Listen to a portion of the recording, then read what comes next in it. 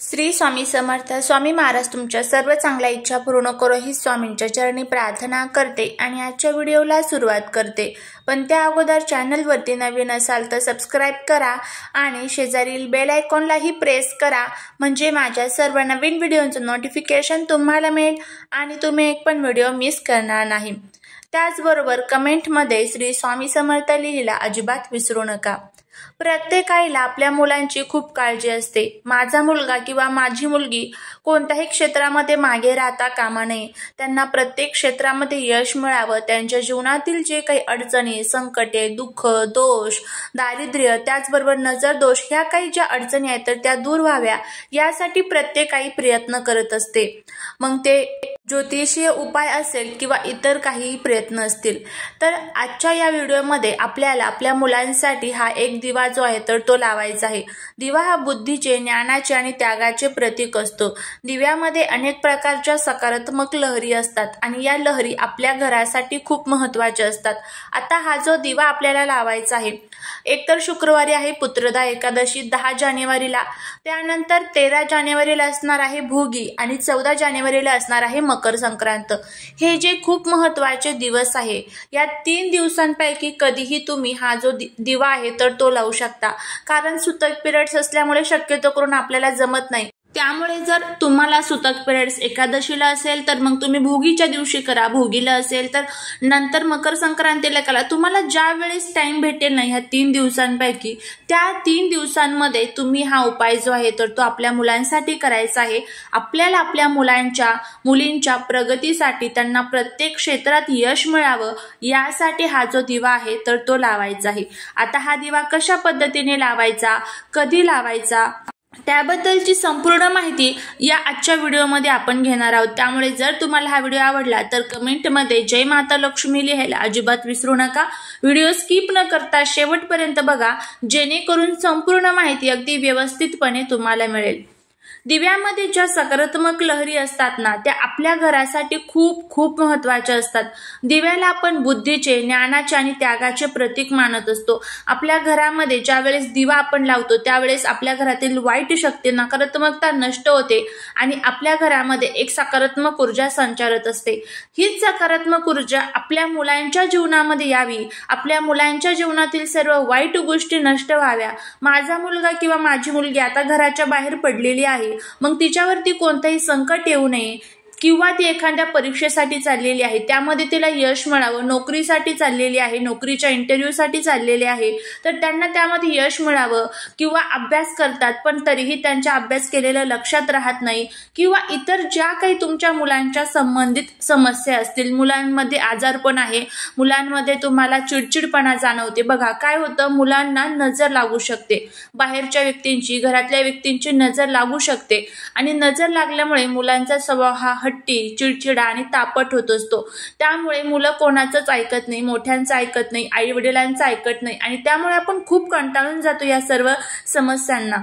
त्यासाठीच ह्या ज्या काही सर्व समस्या आहेत तर त्या आपल्या जीवनातून सर्व संपून जाव्या आणि आपल्यावरती, आपल्या मुलांवरती भगवान विष्णू आणि माता लक्ष्मीचा आशीर्वाद प्राप्त व्हावा यासाठी आपल्याला हा उपाय जो आहे तर तो करायचा आहे.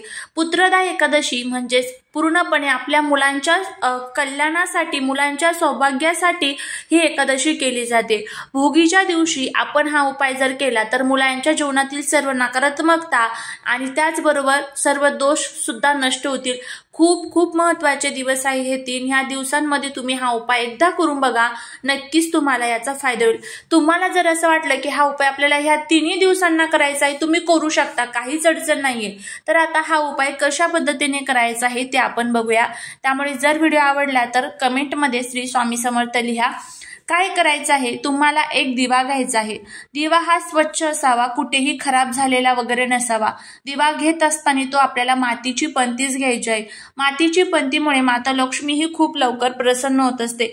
त्यामुळे आपल्याला मातीची पंती घ्यायची आहे. ती घेत असताना कुठेही काळी झालेली किंवा कुठे तुटलेली, फुटलेली अशी घेऊ नका. नंतर काय करायचं आहे, तुम्हाला ही जी पंथी आहे तर ती तुम्हाला एखाद्या प्लेटमध्ये ठेवायची आहे। आता एक गोष्ट लक्षात ठेवा, तुम्ही ज्या वेळेस एखादा उपाय करता, एखादी सेवा करता, ती गुप्त ठेवणं तितकंच महत्त्वाचं असतं। तुम्ही घरामध्ये सांगू शकता, तुम्ही मुलं आहे, मुलांच्या आजोबा असतील, आजी असेल, वडील असेल, त्यांना सांगू शकता, काहीच अडचण नाहीये। पण जी बाहेरची लोक असतात, आपले नातेवाईक असतील, शेजारचे असतील, त्यांना चुकूनही सांगू नका। कारण आपल्याला देखील माहित नसतं की त्यांच्या मनामध्ये आपल्याबद्दल काय भावना आहे, चांगली भावना आहे, आपल्या मुलांच्या बद्दल चांगली भावना आहे की वाईट भावना आहे। त्यामुळे त्याचा जो फायदा आहे शक्यतो करून मग आपल्याला होत नाही। त्यामुळे कोणताही तुम्ही उपाय करा, घरासाठी करा, मुलांसाठी, पतीसाठी, ते गुप्त ठेवणं तितकंच महत्त्वाचं आहे। त्यामुळे एखादा उपाय करत असताना तो गुप्त ठेवत चला। आता आपल्याला मातीची पंथी घ्यायची आहे, ती एखाद्या प्लेटमध्ये ठेवायची आहे।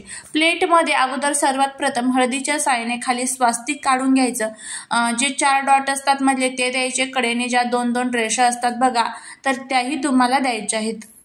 नंतर मग आता तुम्हाला या दिव्यामध्ये लाल कलावा सर्वांनाच माहित आहे, ज्याला आपण रक्षासूत्र म्हणतो बघा, तर त्या रक्षासूत्राचा जो वात आहे तर ती तुम्हाला त्या दिव्यामध्ये टाकायची। आता तुम्ही म्हणाल आमच्याकडे रक्षासूत्र नाहीये तर काय करू, तर मग तुम्ही कापसाची वात टाकू शकता, पण शक्यतो करून रक्षासूत्र टाका। त्यामुळे जे काही आपल्या मुलांवरती संकट येतात ना तर ते दूर होतात, मुलांची त्यामुळे रक्षा होत असते। त्यामुळे रक्षासूत्राची वात जर असेल तर अतिशय उत्तम।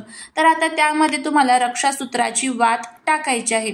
आता हा जो दिवा आहे या 3 दिवसांमध्ये तुम्ही संध्याकाळी लावायचा आहे। संध्याकाळी म्हणजे 5 ते 7चा जो कालावधी असतो, ज्याला वेळेस माता लक्ष्मी आपल्या घरामध्ये येत असते आणि त्यावेळेस आपल्या घरातील वातावरण हे शुद्ध झालेलं असतं, पवित्र झालेलं असतं।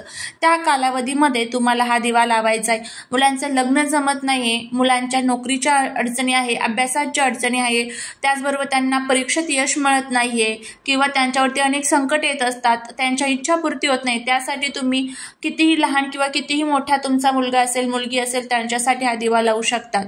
आता काय करायचं आहे, लाल कलाव्याची वात टाकली की यामध्ये तुम्हाला जे मोहरीचं तेल असतं बघा, तर ते तेल टाकायचं आहे। मोहरीचं तेल टाकल्यानंतर हा दिवा तुम्हाला प्रज्वलित करायचा आहे। दिवा प्रज्वलित केला की दिव्याला 4ही बाजूने हळदी कुंकू अक्षता अर्पण करायचे आहे। नंतर मग तुम्हाला तुमच्या मुलांना खाली आसन टाकायचं आहे, त्यावरती बसवायचं आहे, पूर्व पश्चिम चेहरा होईल अशा पद्धतीने बसवा। आता तुम्हाला पिवळी मोहरी घ्यायची आहे। पिवळी मोहरी अनेक प्रकारच्या तांत्रिक क्रियांमध्ये वापरली जाते, कारण त्यामध्ये नकारात्मकता शोषून घेण्याची खूप मोठ्या पद्धतीमध्ये ताकद असते। त्यामुळे ही पिवळी मोहरी तुम्हाला घ्यायची आहे, जी आपल्या मुलांसाठी खूप उपयोगी पडणार आहे। पिवळी मोहरी थोडीशी घ्यायची आहे, चिमूटभर घ्या आणि त्यामध्ये तुम्हाला 5 अखंड ज्या लवंगा असतात ना तर त्या घ्यायच्या आहे। 5 अखंड फुलवाल्या लवंगा घ्यायच्या आणि पिवळी मोहरी घ्यायची आहे।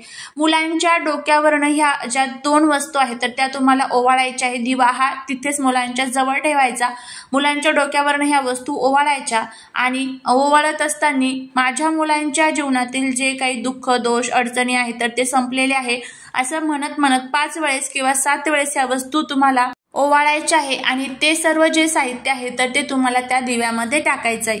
ते दोन्ही साहित्य त्या दिव्यामध्ये टाकलं की नंतर तुम्हाला तो दिवा घेऊन तुमच्या घराच्या बाहेर यायचं आहे। घराच्या बाहेर तुम्हाला हा जो दिवा आहे तर तो तुम्ही ठेवायचा आहे। कुठेही ठेवा, तुमच्या घराच्या दरवाजा असतो, मुख्य दरवाजाच्या बाहेर तुम्हाला जिथे कुठे व्यवस्थित जागा वाटेल तिथे तुम्ही ठेवू शकता, काहीच अडचण नाही। अगदी उंबरठ्याच्या बाहेर जरी तुम्ही ठेवला तरीही काहीच अडचण नाहीये। तर तिथे तुम्हाला हा दिवा ठेवायचा आहे। दिवा ठेवल्यानंतर तिथे तुम्हाला माता लक्ष्मीला, भगवान विष्णूंना प्रार्थना करायची आहे, माझ्या मुलांना प्रत्येक क्षेत्रात यश मिळवू द्या, त्यांच्या अभ्यासात, नोकरीत त्यांची प्रगती होऊ द्या, त्यांच्या जीवनातील असणारे विघ्न, संकटे, अडचणी संपून जाऊ द्या, अशी आपल्याला प्रार्थना करायची आहे। आणि त्यानंतर आपल्याला आपल्या घरामध्ये यायचं आहे। दिवा मुलांसाठी लावल्यानंतर तुम्ही मुलं जर बाहेर जायचं असेल मुलांना तर मुलं जाऊ शकतात, काहीच अडचणी। अशा पद्धतीने अगदी साधा सोपा उपाय आहे, करून बघा, नक्कीच तुम्हाला त्याचा फायदा होईल। झालेली सेवा ही महाराजांच्या चरणी रुजू करते। व्हिडिओ जर आवडला असेल तर लाईक, शेअर आणि सबस्क्राईब करायला विसरू नका। भेटूया पुढच्या एका छानशा नवीन व्हिडिओ सोबत, नवीन माहिती सोबत। श्री स्वामी समर्थ।